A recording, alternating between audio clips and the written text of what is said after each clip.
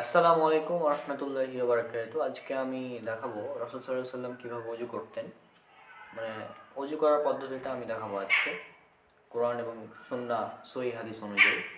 তো আল্লাহ সুবহানাহু ওয়া তাআলা সূরা মাইদা সূরা নম্বর 5 আয়াত নম্বর 6 অজুর পদ্ধতিটা বলে দিয়েছেন যে প্রথমে তোমার হাত ধৌত করবে, তারপর মুখমণ্ডল মানে কুলি করবে, তারপর মুখমণ্ডল ধৌত করা।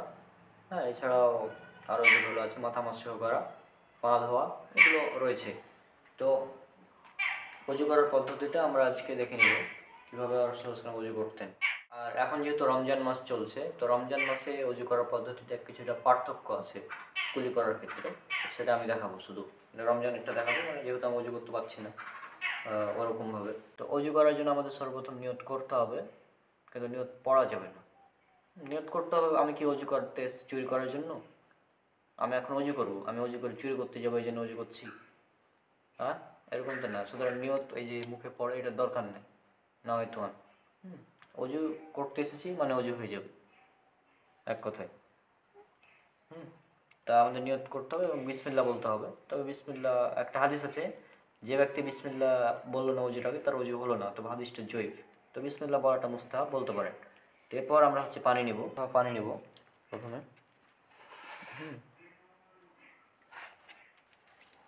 এইভাবে আমরা হাতটা ধোবো একবার, সরি একটু পানি বেশি পড়ে যাচ্ছে, দুবার,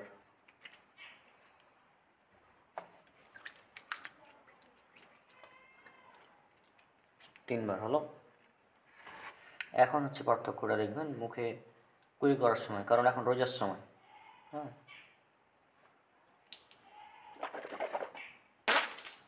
আমরা শুধু এভাবে কুলি করলাম, কিন্তু যদি রোজা না হতো তাহলে আমি জাস্ট মানে দেখিয়ে দিচ্ছি কীভাবে, মানে পানি নেবো না, জাস্ট দেখাবো। নিয়ে এভাবে গড়গড়া করতে হতো যদি এমনি সময় হতো। হ্যাঁ, কিন্তু যেহেতু এখন রমজানের সময়, রোজার সময়, এই জন্য এখন গড়গড়া করা যাবে না। তো এভাবে তিনবার।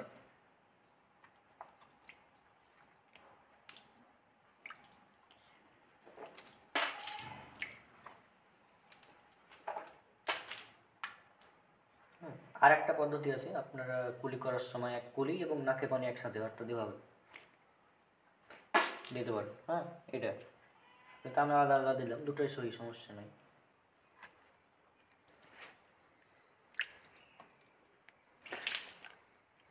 আমরা মুখ ধৌত করতে হবে পানি নিয়ে।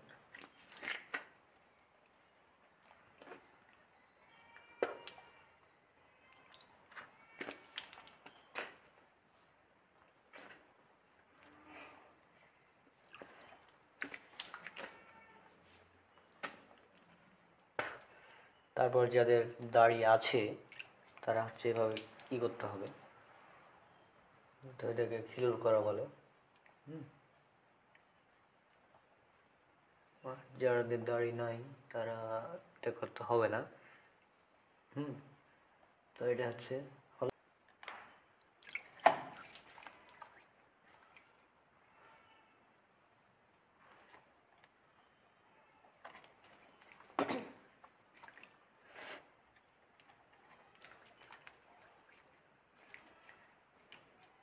তিনবার হাত দেওয়া হয়ে গেল।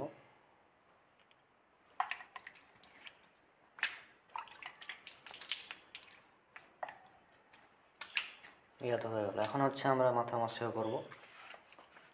জাস্ট একবার পানি নিয়ে ছেড়ে দিয়ে পুরা মাথা, এভাবে একবার,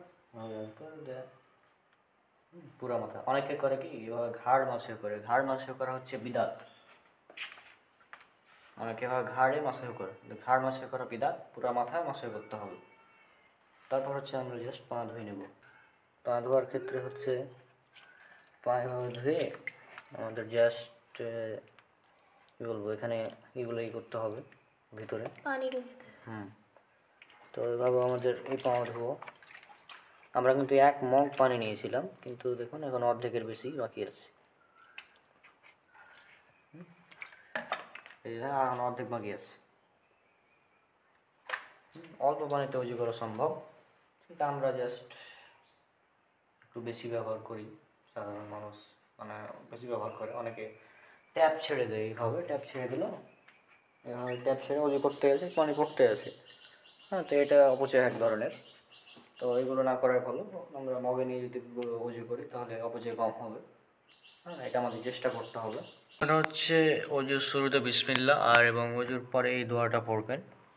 হ্যাঁ, আশহাদু আল্লা ইলাহা ইল্লাল্লাহু ওয়াহদাহু লা শারীকা লাহু ওয়া আশহাদু আন্না মুহাম্মাদান আবদুহু ওয়া রাসূলুহু।